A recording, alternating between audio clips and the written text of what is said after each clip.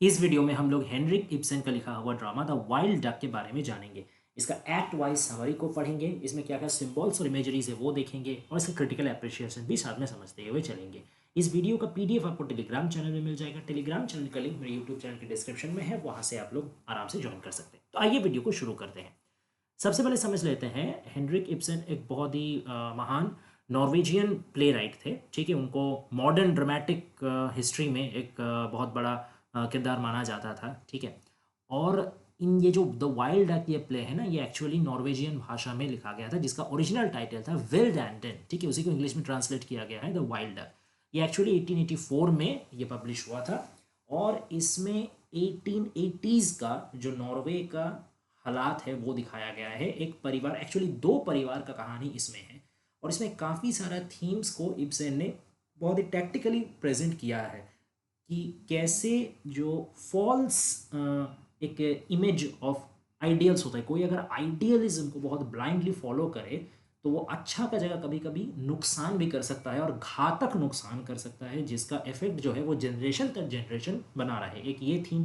फिर एक चीज़ है कि ट्रैपिंग। ओके, आप खुद को ही कैसे आउटसाइड वर्ल्ड और इनर सेल्फ से भी ट्रैप कर लेते हैं, एक हिपोक्रेसी जैसा हो जाते हैं और पूरा चारों तरफ का जो सोशियो पॉलिटिकल कंडीशंस है या आपका फिनेंशियल कंडीशंस है, ये कैसे आपको एक तरीके से अपने ही अंदर दम घोट के मार देते हैं। ये सारा चीज़ इस प्ले के थ्रू बखूबी हम लोग समझ पाते हैं। और ये जो टाइटल है ना, द वाइल्ड डक, ये एक बहुत बड़ा सिंबल या कहा जाए the central symbol of the whole play है। ठीक है, वाइल्ड डक एक्चुअली इसको एक हंटिंग गिफ्ट था। ठीक है, इसको एक किरदार ने, जब मैं एक्ट वाइज डिस्कशन करूंगा तब और बढ़िया से बताऊंगा। फिलहाल आप इतना जान के रखिए कि इस वाइल्ड डक को एक हंटिंग के तहत मारा गया था, लेकिन जो मारे थे उसका गोली निशाने से चूक गया। इससे वाइल्ड डक पूरा मरा तो नहीं लेकिन जख्मी हो गया और जख्मी होकर के वो डूब करके मर जाने वाला था आपका वाटर बॉडी में। लेकिन एक कुत्ते ने, जो हंट्स डॉग होता है, उसने उसको बचा लिया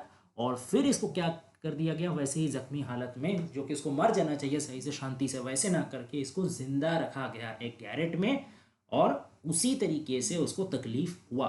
तो ये पूरा जो मतलब आपका ड्रामा है ना, इसमें भी जितने भी किरदार हैं ये सब भी एक वाइल्ड, इसी वाइल्ड डक जैसे ही है। इनका हर किसी का मन के अंदर एक न एक इंजरी है और उसको पूरा ट्रीट करने के बजाय, उससे बाय डेथ उससे एस्केप होने के जगह क्या किया जाता है, उसी इंजरी को बढ़िया से संभाल के रखा जाता है, जिससे और ज़्यादा वो गैंग्रीन की तरह गहरा घाव कर देता है। ठीक है, आइए अब एक्ट वाइज समरी में चलते हैं।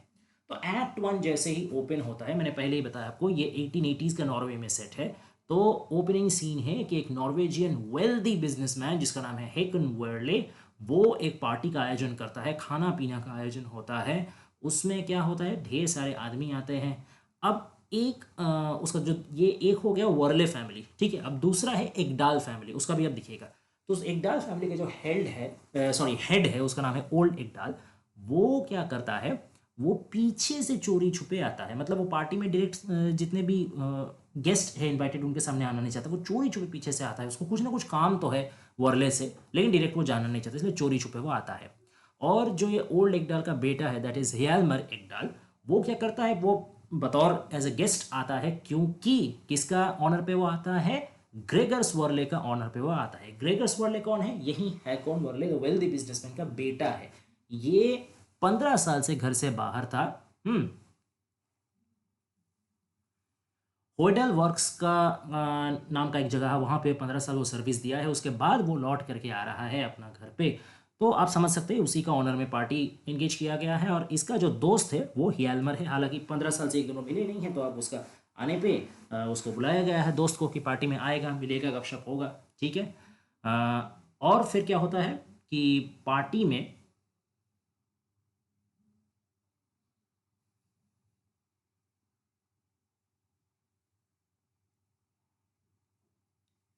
अब ये हियालमर जो है, ये है बहुत इंटेलिजेंट बंदा। ठीक है, इसने यूनिवर्सिटी में भी गया था अपना एजुकेशन, अपना डिग्री कंप्लीट करने के लिए, लेकिन बेचारा कर नहीं पाया था क्योंकि इसका जो पिताजी है, ये जो ओल्ड एकडाल, इसके ऊपर केस आया था। क्या केस आया था, ये जो हेकन वर्ले है ना, वेल्दी बिजनेसमैन, इसी का साथ पार्टनरशिप में ये ओल्ड एकडाल चलता था, लेकिन बीच में बिजनेस में कुछ घोटाला करने की वजह से और वर्ले के साथ धोखाधड़ी का इंजाम में इसको फंसाया गया और ये जेल भी गया था। उस चलते जो बहुत सारा जिल्लत जलालत उठाना पड़ा था इसी के चलते, और प्लस लैक ऑफ फंड भी हो गया था कि जाहिर सा बात है पिताजी का जेल में चल जाएंगे तो जो इनकम का सोर्स है वो बंद हो जाएगा, तो पैसे का भी कमी था और पब्लिक शेम भी था। इस वजह से हियालमर ने बिना पढ़ाई कंप्लीट किए हुए वापस घर आ गया और यहाँ पे आके उसने एक फ़ोटो स्टूडियो चालू किया और उसका शादी भी हुआ। जिना, अब जिना की है या गिना की है, ठीक है, तो जिना हैंसन, मतलब हैंसन तो उसका पहले मेडन नाम था, अब हम लोग उसको इस प्ले में जिना एकडाल के नाम से जानेंगे। ओके, और उन दोनों का एक बेटी भी है दैट इज कॉल्ड हेडविग, ये 14 साल की है। अब ये हेडविग भी बहुत एक इम्पॉर्टेंट कैरेक्टर है, क्यों? क्योंकि ये एकदम वाइल्ड डक की जैसी ही है, ठीक है। क्यों, इसका कारण क्या है, ये आगे चल के आपको पता चलेगा, ठीक है। तो ये सब चीज़ हुआ वो आपका हियालमर के बारे। तो अब क्या होता है कि बीच में अचानक पार्टी चलता रहता है, अब बीच में पार्टी का ये जो ओल्ड एकडाल है ये आ करके पार्टी में से गुजर जाता है और सबको काफ़ी शौक हो जाता है कि अरे भैया ये बंदा कहाँ था, बीच में अचानक से आँख निकल गया। सबसे ज़्यादा अप्रस्तुत में पड़ जाता है कौन? हियालमर, क्योंकि जाहिर सा बात है उसका पापा के बारे सबको जितना बुरा ख्याल है, जितना पब्लिक शेम है, तो उसको काफ़ी ज़्यादा ऑकवर्ड फील होता है, काफ़ी ज़्यादा एम्बेरस्ड फील होता है। यहाँ तक तो वो तो उसको पहचानने से भी इनकार कर देता है, ये तो मेरे पिताजी है, ये वो पहचानता ही नहीं है। पार्टी खत्म होता है, चुपचाप से वो घर चल जाता है, सारे गेस्ट घर चल जाते हैं। फिर ये जो ग्रेगर्स वॉरली है ये क्या करता है, ये अपने पिताजी हेकन वॉरली के सामने आता है और उसके सामने वो 3 खुलासे करता है। पहला खुलासा ये है कि एक्चुअली ओल्ड एकडाल ने बिजनेस में चीट नहीं किया था वॉरले को, वॉरले ने ही कुछ गलत धंधा इस्तेमाल कर रहा था, गलत तरीके से बिजनेस कर रहा था, और जब फंसने का बारी आया तब उसने किसको फंसा दिया? एकडाल को। तो गलती वो उसने किया है और उसका पूरा इसका कंधा में रख दिया, ठीक है। दूसरा खुलासा ये है कि ये जो जिना एकडाल है यानी जिना हैंसन, जो अभी she is the current wife of Hjalmar, उसको एक्चुअली इम्प्रेग्नेंट किया है किसने? यही वॉरले ने। उसका साथ चक्कर चलता था, इसका एक्स्ट्रामैरिटल अफेयर था और दोनों में एक सेक्सुअल एनकाउंटर भी हुआ था, ऐसा एलिगेशंस वो लगाता है। और जो ये हेडविग है ये एक तरीके से उसका असली बाप हियालमर नहीं है, उसका असली बाप वॉरले है। ओके, ये है दूसरा एलिगेशन। और ये दूसरा एलिगेशन इतना बड़ा और भी क्यों है, क्योंकि उसका मदर यानी कि वॉरले का जो वाइफ है, ठीक है, और ये ग्रेगर्स का मदर, वो अपनी जब अंतिम शज्या में थी, वो जब अपना डेथ बेड में था, तब ये लोग ये सब चक्कर चला रहे थे, ठीक है। तो दूसरा ये भारी भरकम हो गया खुलासा। तीसरा जो खुलासा है वो है कि अभी ये जो एकडाल्स को ये हेल्प करने का कोशिश कर लेना हमारे लिए, जैसे जब आ करके हियालमर ने फोटो स्टूडियो का काम करने का ठान लिया था, तो उसको भी किसने फाइनेंशियली स्पॉन्सर किया था? यही वॉरले ने, ठीक है। उसने उसको फोटोग्राफी सीखने के लिए पैसा दिया था, फिर फोटो स्टूडियो खड़ा वड़ा करने के लिए पैसा दिया। तो उसका कहना यह है कि तब जो मदद किया था और अब भी जो काफ़ी तरीके से वो उसके साथ अच्छा रिलेशंस मेंटेन कर रहा है, ये सिर्फ और सिर्फ अपना बदनामी बचाने और अपना और भी कांड को छुपाने के लिए एज अ फॉयल इसको यूज़ कर रहा। तो ये तीनों खुलासा वो करता है। तो सुन करके जाहिर सा बात है काफ़ी शॉक हो जाता है जो हेकन वॉरले रहता है, और वो बोलता है कि नहीं देखो ऐसा कोई बात जो है तुम इससे उतना घबराने वाला बात नहीं। अभी अगर मैंने कुछ गलती किया भी है तो now I am a change person. मैंने डिसाइड किया है जो मिसेस सॉर्बी है यानी the housekeeper of his house, Werle का घर का हाउस कीपर, उससे मैं सोच रहा हूँ उससे मैं शादी करूँ और फिर लॉफुली दोनों एक दूसरे के साथ लॉयली रहूँ, बाकी ज़िंदगी काट दूँ। और मैं तो सोच रहा हूँ हॉयडल वर्क्स में ही चला जाऊँ, वहाँ जा करके हॉयडल वर्क्स यानी आप समझ रहे हैं जहाँ पे 15 साल काम करके ग्रेगर्स आया है, तो वहीं पे चल जाऊँ तो तुम्हारा वहाँ काम भी है तो तुम भी वहाँ लौट जाना, फिर हम तीनों एक साथ रहेंगे। और मेरा बिजनेस जो है अब से मैं अच्छा मायने में चलाऊँगा, ऑनेस्टली चलाऊँगा, उसमें तुमको भी पार्टनर करके दूंगा, मेरे जाने के बाद तुम्ही को तो संभालना है। तो ये सब चीज़ वो बोलता है और प्यार से अपना सन को समझाने का कोशिश करता है। लेकिन उसका जो सन है ग्रेगर्स, ये है बड़ा आइडियलिस्ट, ठीक है। इस पूरे प्ले में इसका आइडियलिज्म के चलते ये समझ भी नहीं पाता है कि एकदम ब्लाइंड आइडियलिज्म भी कभी कभी विध्वंसी हो जाता है। तो जाहिर सा बात है ये आइडियलिस्टिक शुरू से ही है, तो वो बोलता है नहीं आप कितना भी समझा लो मैं समझने वाला हूँ नहीं, मैं आपके साथ मेरा सारा रिश्ता नाता आज यहीं इसी वक्त तोड़ता हूँ और मैं जा रहा हूँ आपका घर में, मैं नहीं रहूँगा, आप खुश रहिए अपने घर में, टाटा बाय बाय, ठीक है। चल जाता है वो। अब नेक्स्ट जो है एक्ट 2 जब ओपन होता है तो क्या दिखाता है कि हियालमर जो है वो पार्टी से रिटर्न होकर आता है अपना घर में, यानी जो एकडाल फैमिली का घर है वहाँ पे आता है। वहाँ पे आते ही उसको जिना और हेडविग यानी उसका वाइफ और उसकी बेटी ग्रीट करती है और जिना उसको पूछती है, सॉरी जिना नहीं, हेडविग उसका डॉटर उससे पूछती है कि डिनर में क्या क्या था, ठीक है। तो वो उसका मेन्यू कार्ड उसको देता है, ठीक है। अब देखिए इनका जो हालात है ना, ये मिडिल क्लास भी कहे तो सही नहीं होगा, लोअर मिडिल क्लास आप समझ सकते हैं। मतलब जितना इन लोगों का नीड्स है वो तो फुलफिल हो जाता है, but they can not afford luxury, ठीक है। इसका कुछ कुछ प्रमाण आपको मिलता है, जैसे जो कोट पहन के हियलमर गया था पार्टी में, वो बोरोड था, वो उसका अपना खरीदा हुआ नहीं था। फिर उसका घर में ब्रेड एंड बटर तो है, जिस आदमी का भूख मिट सकता है, लेकिन कोई लग्जरी फूड आइटम नहीं है, ठीक है। तो इससे आपको पता चलता है कि एफ्लुएंस नहीं है, बट चलो कोई तरीके से नीड्स चल जा रहा, जस्ट चल रहा जिंदगी। अब क्या होता है, वो जो ओल्ड एकडाल है वो ड्रंक हालात में आता है और आ करके अपने बेटे के साथ यानी हियालमर के साथ डिस्कस करता है एक प्रोजेक्ट को लेकर के। जो प्रोजेक्ट वो क्या कर रहा है, पीछे गैरेट में, उसका पीछे एक बहुत बड़ा गैरेट है, वहाँ पे वो अपना शिकार किया, उसको शिकार का शौक है ये ओल्ड एकडाल को, ठीक है। तो डिफरेंट डिफरेंट वो जानवर शिकार करके वहाँ रखता है, जिसमें से वो वाइल्ड डक एक बहुत बड़ा गिफ्ट था, ठीक है। अब उसके बारे में थोड़ा सा मैं आपको डिटेल बताता हूँ। एकन वेरले एक दिन क्या किया था कि जब हंटिंग में गया था तो उसने उसके एक शॉट उसने मारा था वाइल्ड डक का तरफ, लेकिन वो शॉट मिस कर गया था। तो वाइल्ड डक पूरा पूरी मरा तो नहीं था, लेकिन जख्मी हो गया था। अब जख्मी होके जब वो आसपास एक वाटर बॉडी था वहाँ पे जब डूब के मरने वाला था, तभी जो वेरले का जो हंट्स डॉग है वो दौड़ करके उसको जा करके सेव कर लिया था, उसको जिंदा बचा लिया था डूब के मरने से। अब ये हेकन वॉरले ने क्या किया कि इसको एज ए गिफ्ट दे दिया, किसको, ओल्ड आपका एक डाल को। तो एक डाल क्या किया, उसको लेके आकर के अपना गैरेट में रख दिया as a prize, as a token of respect आप कह सकते हैं, as a token of friends gift मान लीजिए। उस हिसाब से उसने आके रख दिया और उस दौरान से ये वहीं उसका गैरेट में ही रहता है। तो ये एक तरीके से क्या है कि इंजरी सहने के बाद जो नॉर्मल नेचुरल डेथ आता है, जिससे सारा पेन, सारा प्रॉब्लम्स, ट्रायल्स एंड ट्रिब्यूलेशन से आप एस्केप हो सकते हैं, उसका जगह में, उसका परिवर्तन में क्या होता है कि आप एक छोटा सा घर में एक बंद दरवाजे में अपने ही सेल्फ ट्रैप्ड हो जाओ और उस पेन का भरोसे ही जियो, या कहा तो उस पेन को ही, अपना दर्द को ही अपना जिंदगी बना लो। तो हर दम आप घुट घुट के मरोगे, उससे तो आपको लगेगा अच्छा कि पहले ही मर जाते तो बेहतर होता। तो ये है वाइल्ड डक का हालत, और ये हालत बाकी कुछ कैरेक्टर्स में भी आगे आगे चल के रिफ्लेक्ट होगा जैसे हम लोग स्टोरी में आगे बढ़ेंगे, ठीक है। अब क्या होता है, तो खैर ये सब चीज़ डिस्कशन करने के बाद फिर फ्लूट लेके हियालमर बजाने लगता है। लेकिन जैसे ही वो बजाने लगता है, बीच में डोर में हो जाता है नॉक, कोई आकर के ठक ठक करता है, बस सबका जो मूड है वो कट जाता है। तो अब जा करके दरवाज़ा खोलता है, देखे भाई इतना रात को कौन आया। दरवाजे में खड़े होते हैं ग्रेगर्स भाई साहब। वो तो आदर्शवादी क्या किया है, पिताजी को लात मार के चला है कि नहीं भैया मैं तुम्हारे वहाँ रहूँगा नहीं, अब कहीं ना कहीं तो रहना है।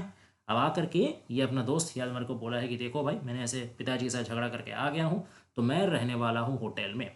तो वो बोलता है, उसको ऑफर करता है हियालमर कि अरे तुम होटल में क्यों रहोगे, मेन हम लोगों का घर में तो एक रूम ऑलरेडी खाली पड़ा है, मैं तो सोच ही रहा था किसी न किसी को रेंट में दूंगा। तो जब तुम अपना घर से बाहर आ ही गए हो तो चलो यहीं पे हम लोग के यहाँ ही रह जाओ, क्या दिक्कत है, रेंट दे देना, मेरा भी सुविधा तुम्हारा भी सुविधा। तो फिर वो सबसे अपना फैमिली का सबसे मिला देता है, हेडविग से वो इंट्रोड्यूस कराता है, जीना से इंट्रोड्यूस कराता है, ठीक है। और फिर वो ये भी बोलता है कि एक हेरिडिटरी उसको समस्या है, यानी वंश परंपरा में जो चलते आ रहा है वैसा एक समस्या हेडविग को है, दैट इज़ इनक्रोचिंग ब्लाइंडनेस, यानी धीरे धीरे धीरे उसका आँख का जो रोशनी है वो कम होते होते वो ब्लाइंड हो जाएगी, ठीक है। तो ये सुन के काफ़ी थोड़ा सा सिंपथाइज करता है ग्रेगर्स उसके साथ। फिर ग्रेगर्स को जब पता चलता है वो वाइल्ड डक के बारे, तो वो 100% क्लियर हो जाता है कि उसका मिशन क्या होगा। ठीक जैसे वर्ले का डॉग ने वो वाइल्ड डक को बचा करके लाया था, ठीक है, उसको निश्चित मौत से, तो वर्ले भी आई मीन ग्रेगर्स भी ठीक कर लेता है कि ये लोग भी एक मौत मर रहे हैं, स्पिरिचुअल मौत, ठीक है। सच्चाई को ना जान करके एक झूठ के अंदर ये लोग मौत मर रहे। तो मेरा क्या काम होगा, मेरा काम होगा उस हंट्स डॉग जैसे इन लोगों को झूठ का गहराई से उठा के लाके सच्चाई का रोशनी में आना, ठीक है, सच्चाई का नूर में ये लोग के सामने प्रकट करना, ताकि ये लोग अपना जिंदगी की गलती समझ सके और असलियत के साथ एक्सेप्ट करके फुल पीस ऑफ माइंड के साथ अपना ज़िंदगी जी सके। इसी को अपना मिशन बना लेता है कि कैसे भी करके जो मतलब ये ट्रूथ है ये बताना है, ठीक है। अब जिना को क्या है, उसको कुछ गड़बड़ लग जाता है ये वर्ले का, सॉरी वर्ले नहीं, ग्रेगर्स का हाव भाव से। तो वो थोड़ा सा उसका मन नहीं रहता कि इसको रेंट में रहने दिया जाए। वो आप अपना आपत्ति जताती भी है एक डाल के सामने, हियालमर एक डाल के सामने, लेकिन हियालमर कुछ ज़्यादा खास सुनता नहीं, बोले छोड़ो मुझे मन बना लिया, मैं दूंगा उसको, मेरा दोस्त है, मैं तो दे के रहूँगा। तो फिर और उसका वो जरा आपत्ति टिकता नहीं, उसको मिल जाता है और ग्रेगर्स बोलता है कि चलो मैं अगला दिन से आकर के यहाँ रहने लगूंगा। और उसको बताया दिया जाता है कि डाउनस्टेयर्स में यहाँ दो और नेबर रहते हैं, एक है मॉल्विक जो ड्रंक रहता है हमेशा, और एक है डॉक्टर रेलिंग। ठीक, अब अगला एक्ट जो होता है एक्ट 3 वो स्टार्ट होता है ग्रेगर्स का नेक्स्ट दिन।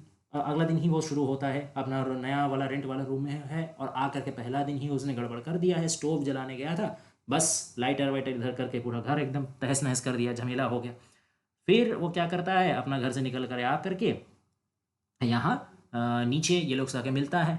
तो हियालमर तो रहता नहीं है, हियालमर चल जाता है अपना डैड का वहाँ पीछे गैरेट में कुछ काम करने, और अपना जो उसका मेन धंधा है फोटो स्टूडियो और रीटचिंग, उसका काम वो सौंप देता है जिना को कि हाँ भाई तुम थोड़ा रीटचिंग वगैरह देख लो, फोटो शॉप मतलब जो काम है वो देख लो, क्योंकि जिना को भी इस बारे नॉलेज है, उसको भी फोटोग्राफी रीटचिंग के बारे नॉलेज है, और प्लस वो ये काम संभालता भी है। ठीक है, इससे एक चीज़ ये भी दिखता है कि हियालमर भी थोड़ा एस्केपिस्ट टाइप का है, वो अपना दायित्व खुद से पालन करने का जगह वो ज़्यादातर टाइम गैरेट में बिताता है, एक सेल्फ ट्रैप्ड होकर वो खुद भी रहता है वाइल्ड डक के ही जैसा, और मेन सारा सांसारिक भी सारा कर्तव्य और ये जो ऑफिशियल पर्सनल प्रोफेशनल उसका जो दायित्व है ये भी वो जिना के ऊपर टाल के अपने आराम से है। तो जाहिर सा बात है जिना रिटचिंग में व्यस्त है। और हेडविग को अब वो फांका मिल गया, तो ग्रेगर सोचा चलो हेडविग से ही थोड़ा आलाप कर लिया जाए। तो हेडविग उसको बताता है कि ये जो गैरेट है ना अभी पीछे जहाँ पे वाइल्ड डक्स और भी हंटिंग एनिमल्स रखे हुए हैं, वो एक्चुअली एक सेलर का था। उस सेलर को कहा जाता है द फ्लाइंग डचमैन। ठीक है, और उसका वो जो गैरेट अभी है वो भरा पड़ा हुआ है ढेर सारे क्यूरियो, ढेर सारे बुक से, और ये सब बहुत ज़्यादा अट्रैक्ट करता है हेडविग को। जब भी हेडविग गैरेट में जाती है ये सब के साथ समय बिताती है, उसको लगता है कि जैसे समय पार ही नहीं हो रहा, the time has stood still.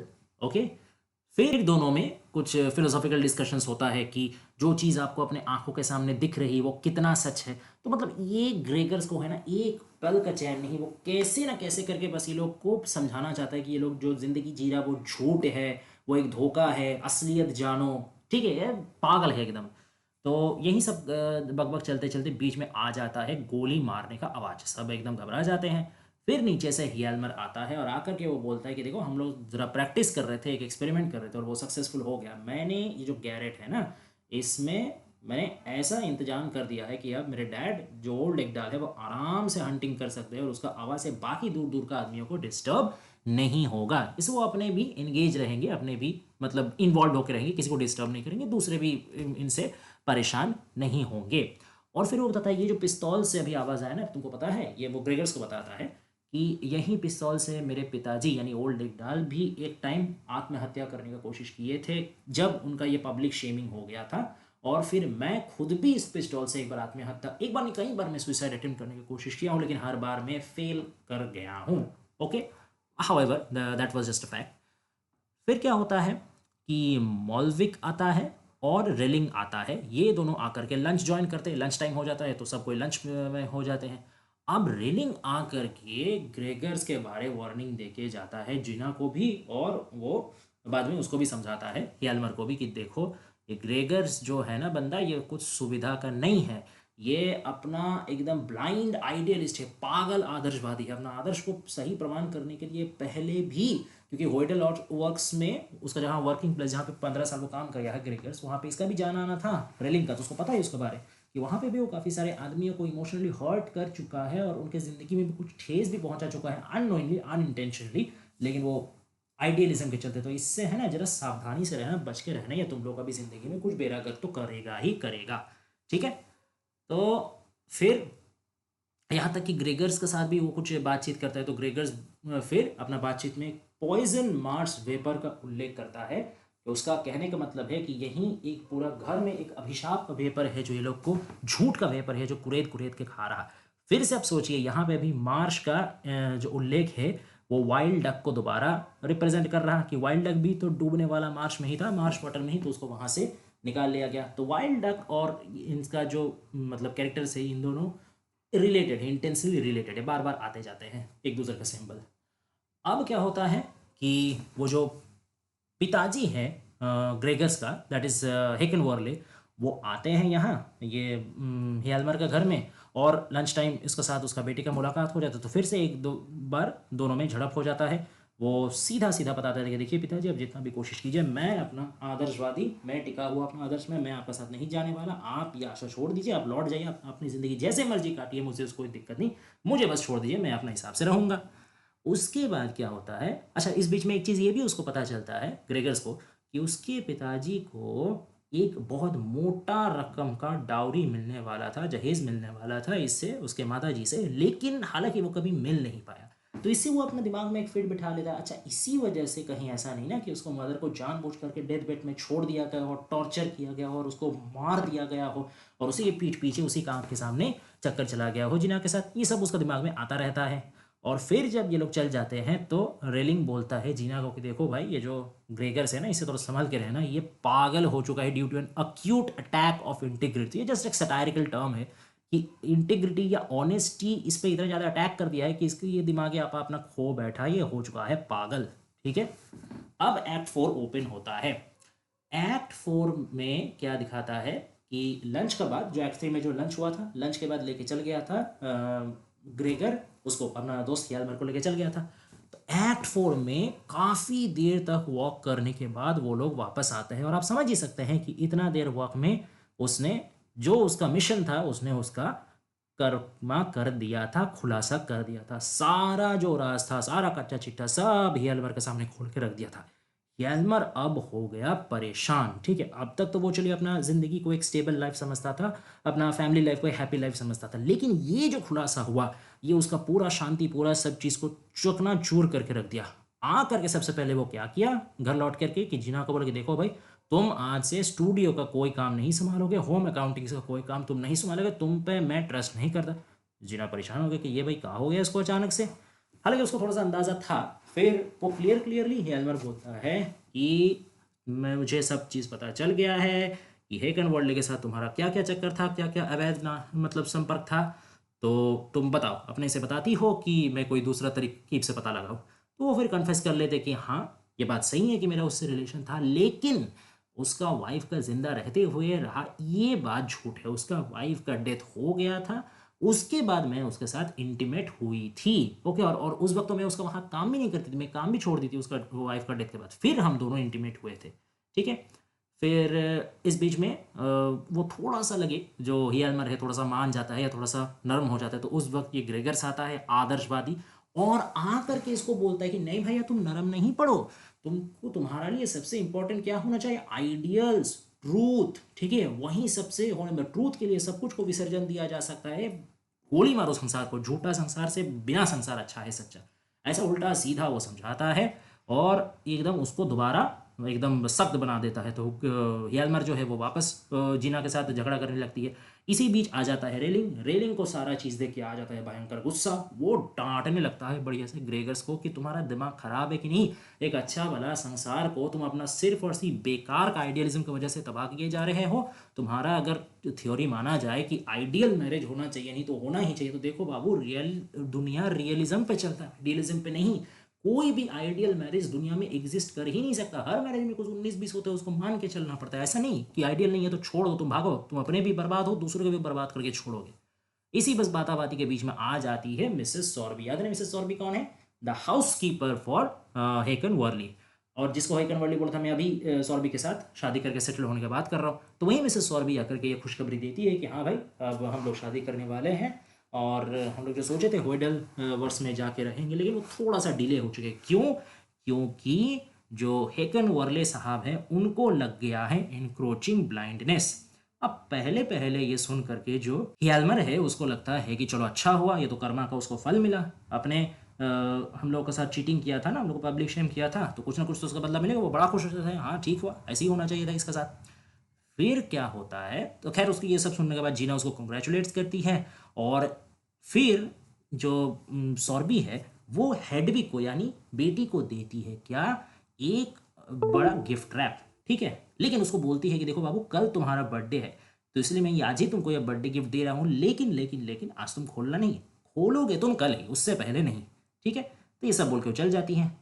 अब ये हो गया दोबारा एक तो मिस्ट्री। अब एक तो मिस्ट्री का खुलासा से वो ऐसे ही हियलमर परेशान है। अब दूसरा मिस्ट्री जो है ये और बर्दाश्त नहीं कर पाता, वो सीधा लेता है हेडविग से और उसको फाड़ता है और उससे निकलता है डीड ऑफ गिफ्ट। ये डीड ऑफ गिफ्ट किसने भेजा है? सही पकड़े हैं, वर्ली ने भेजा है, हेकन वर्ली ने। और उसमें क्या लिखा हुआ है कि अब से हर महीना 100 क्राउन करके मंथली कंपेंसेशन मिलेगा किसको? ओल्ड एकडाल को।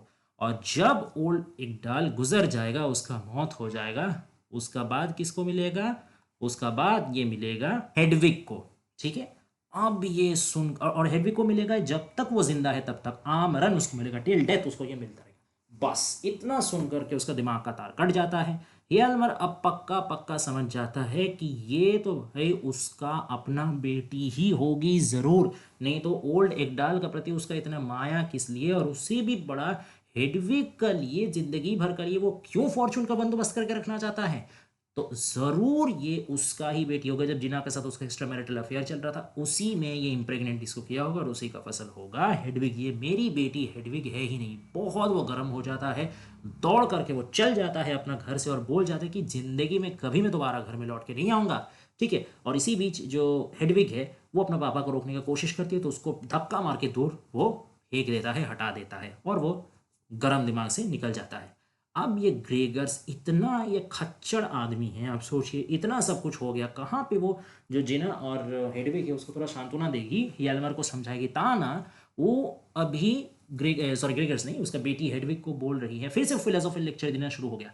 वो बोल रहा है कि नहीं, तुम सुनो, एक काम करो, ये जो वाइल्ड डक है ना, यही सारा फसाद का जड़ है। ये जो वर्ली है, मेरा बाप जो वर्ली है, उसने ये वाइल्ड डक दिया था तुम्हारे ग्रैंडपा ओल्ड एकडाल को, और उसी का बाद से ये पूरा फैमिली का मिजरी का कारण बन के बैठा है। उसको ख़त्म कर दो, उसको एकदम तुम किल कर दो। उसको अच्छा से पता है कि ये जो हेडविग है, ये ऐसे इसका ब्लाइंडनेस के वजह से, और इसको एकदम घर में एक जगह पे कैद करके रखा जाता है, इसका वजह से इसका कोई दोस्त नहीं है, स्कूल वो ज़्यादा जाती नहीं है। ठीक है, तो बस वो टाइम स्पेंड करती है यही गैरेट के एनिमल्स के साथ, और उसमें भी उसका सबसे खास पसंदीदा दोस्त है वाइल्ड डक। मैं आपको बताया था ना कि वाइल्ड डक का साथ सबसे ज़्यादा सिमिलरिटी है इस हेडविग का। इसी से आपको पता चलेगा कि वाइल्ड डक भी सेल्फ ट्रैप्ड है, हेडविग भी सेल्फ ट्रैप्ड है। वाइल्ड डक को भी मतलब नॉर्मल मौत की जगह उसको हर पल घुट घुट के मौत दिया जा रहा है, और हेडविग भी हर पल घुट घुट के ही मर रही है। और अब तो ये सब फिलोसॉफिकल टॉर्चर और फैमिलियल टेंशन की वजह से और उसका एकदम जीना हराम करके रख दिया है। खास करके ये ग्रेगर्स तो सबसे और ज़्यादा खच्चड़ है इसकी वजह से। तो खैर, तो ग्रेगर्स उसको समझाता है कि वाइल्ड डक तुम्हारा इतना प्रिय है, तो तुम क्या करो ना, वाइल्ड डक को ही मार दो। तुम अपने मार दो, अपने नहीं मार सक रहे, कोई बात नहीं, अपना जो ग्रैंड डैड है ओल्ड एकडाल, उसको कन्विंस करो कोई तरीके से, उसको समझाओ बुझाओ कि वो मार दे। जैसे ही ये तुम मार दोगे तो क्या होगा, ये प्रमाणित हो जाएगा कि तुम अपने पिता के सचमुच की बेटी हो, और तुम उनसे अपने पिता जैसा ही प्यार करते हो, और उनका खुशी के लिए तुम अपने सबसे प्रिय चीज़ जो है वाइल्ड डक, उसको भी ख़त्म करने के लिए 1 मिनट भी सोचोगे नहीं। तो ये सब उसको समझा बुझा देता है, ये वही कन्विंस हो जाती है। ठीक है, बच्ची है और प्लस इमोशनल टर्मोइल का थ्रू ऑलरेडी जारी है, तो वो कन्विंस हो जाती है, वो सोचती है कि चलो ठीक है मैं यही करूँगा। अब आता है आखिरी fourth part, that is act 5। Act 5 में क्या होता है, अगला दिन सुबह में हियालमर जो है वापस आता है, और रेलिंग और मॉल्विक बताते हैं, खास करके रेलिंग बताता है जिना को। जिना ऑलरेडी काफ़ी चिंतित रहती है कि पूरा रात भर वो कहाँ गया होगा, क्या करता होगा। तो आकर के रेलिंग बताता है कि तुम चिंता नहीं करो, रात भर जो हियालमर है हम लोगों के साथ ही था, टेंशन का कोई बात नहीं है। अब ये ग्रेगर्स के साथ इस रेलिंग का फिर से एक दफ़ा झड़प हो जाता है। वो ग्रेगर्स को बताता है कि देखो, इंसान को है ना जीने के लिए भी एक लाइफ इल्यूशन का दरकार पड़ता है, भले ही वो सच्चा हो या झूठा हो, लेकिन एक उसको इल्यूशन का दरकार पड़ता है। उसी इल्यूशन को वो सच मान करके पूरा ज़िंदगी काटता है, वही उसको एक पर्पस देता है।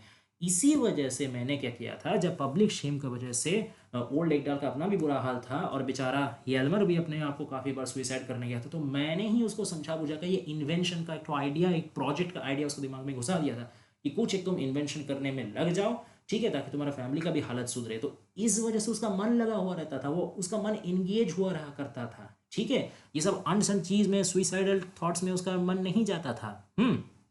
अब भले कोई इन्वेंशन वो कर सके ना कर सके, वो सच निकली है झूठ निकली, लेकिन कम से कम इससे उसका ज़िंदगी तो टिका रहा।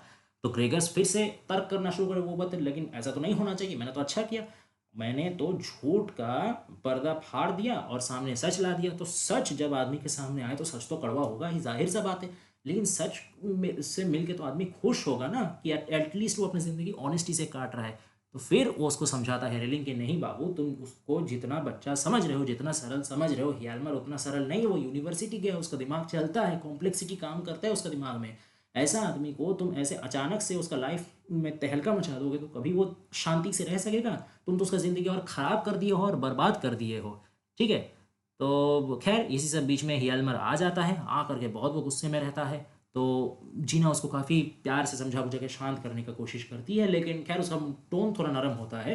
लेकिन वो अभी भी गुस्सा है और अभी भी वो इसी डिसीजन में कायम है कि वो हेडविग और जीना को छोड़ के चल जाएगा। ठीक है।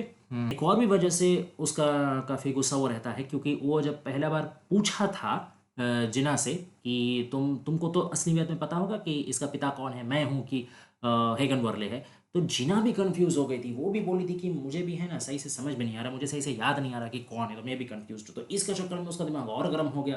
तो वो बोल रहा कि नहीं भैया, मैं तो तुमको और तुम्हारी बेटी को छोड़ के जाऊंगा। ठीक है, अभी एकदम से नहीं, लेकिन छोड़ दूंगा। ठीक है, ऐसा नहीं कि तुम्हारे साथ रहूंगा।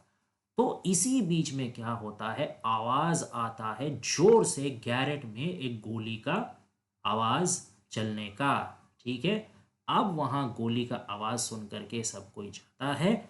और अच्छा, ये गोली का आवाज चलने से ठीक पहले ये जो ग्रेगर्स था वो समझा रहा था यारमर को कि नहीं बाबू, तुम अभी इतना हंत दंत होके मत जाओ कहीं, तुमको कहीं जाने का दरकार नहीं, क्योंकि जो मैंने समझाया है बेटी को, हेडविग को, वो मान गई है, वो वाइल्ड डक को अपना सेक्रीफाइस करे ला तैयार है। और जैसे ही वो सेक्रीफाइस कर देगी तो प्रमाणित हो जाएगा कि वो तुम्हारे लिए कुछ भी कर सकती है, वो तुम्हारा अपना बेटी है, तो तुम खुशी खुशी रहना। और वाइल्ड डक का खत्म होने के साथ तुम्हारा फैमिली का जो ये अभिशाप है, ये सिंबल है, ये भी मिजरी भी खत्म हो जाएगा हमेशा हमेशा के लिए। तो तुम टेंशन मत करो। उसी बीच आवाज आता है गैरेट से गन शॉट मारने का। तो ग्रेगर्स महा उल्लसित होकर बोलते हैं कि हो गया हम लोग का काम, तुम लोग का फैमिली का मिजरी खत्म हो गया, लग रहा है ओल्ड एकडाल अपना हाथों से उड़ा दिया। यही बोलते बोलते दूसरा रास्ता से ओल्ड एकडाल अपना मिलिट्री कैप पहन करके आता है। ठीक है। तब सबको लगता है कि एकडाल यहाँ है, तो मारा किसने, कुछ तो गड़बड़ है। जल्दी दौड़ करके सब जाते हैं गैरेट में और जा करके देखते हैं कि वहाँ चारों तरफ एकदम गन पाउडर का बदबू आ रहा, धुआं धुआं होके रखा है। और बेचारी हेडविग का बॉडी तितर फितर होकर के पड़ा हुआ है।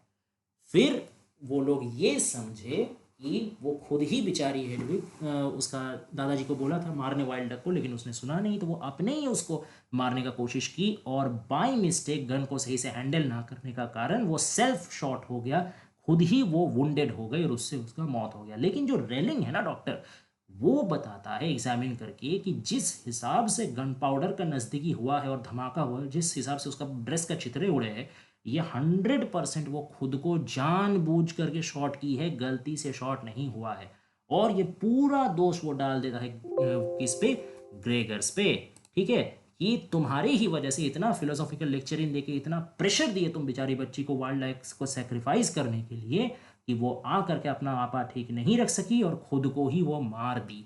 तो फिर वो बोलता है, ग्रेगर्स बोलता है कि देखो, मैं खुद को समझता हूँ 13th एट द टेबल। अब यहाँ पे एक फिर मिथोलॉजी आ जाता है। ये लास्ट सपर जो हुआ था ना, जो जीसस क्राइस्ट का आखिरी सपर था, उसके बाद तो उनका मतलब मौत हो गया था। तो उस वक्त जो टेबल में जो 13 नंबर में बैठा था, तो 13 नंबर अगर आप एक साइड से देखें तो 13 नंबर में थे जीसस खुद, जो लास्ट सपर के बाद उनका मतलब अंत हो गया था।